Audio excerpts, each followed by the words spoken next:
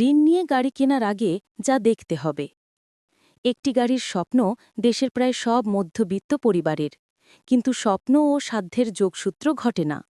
এই যোগসূত্র ঘটাতে অনেকেই গাড়ি কেনার জন্য ঋণ নেন।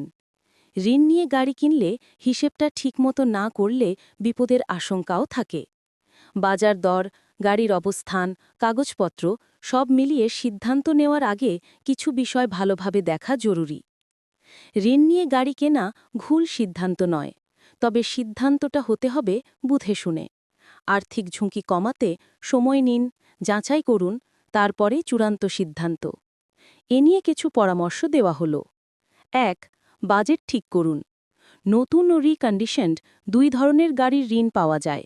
শুরুতেই আপনি যে ধরনের গাড়ি কিনতে চান সেসব গাড়ির দাম কত টাকা তা জেনে নিন। এরপর একটি বাজেট ঠিক করুন। সেই বাজেটের কত অংশ আপনি দিতে পারবেন, বাকি কত অংশ ঋণ নিতে হবে তা নির্ধারণ করতে হবে। সম্ভব হলে মোট দামের 20 থেকে 30% ডাউন পেমেন্ট দিন।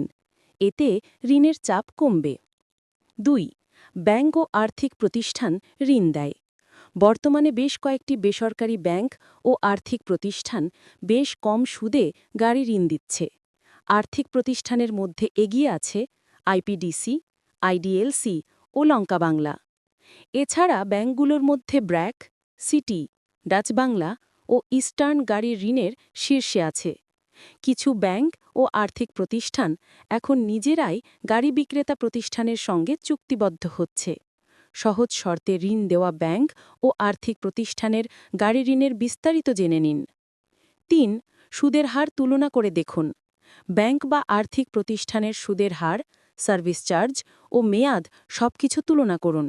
অনেক সময় কম ইএমআই দেখে আমরা খুশি হই, কিন্তু মোট ঋণ ব্যয় বেশি পড়ে যায়।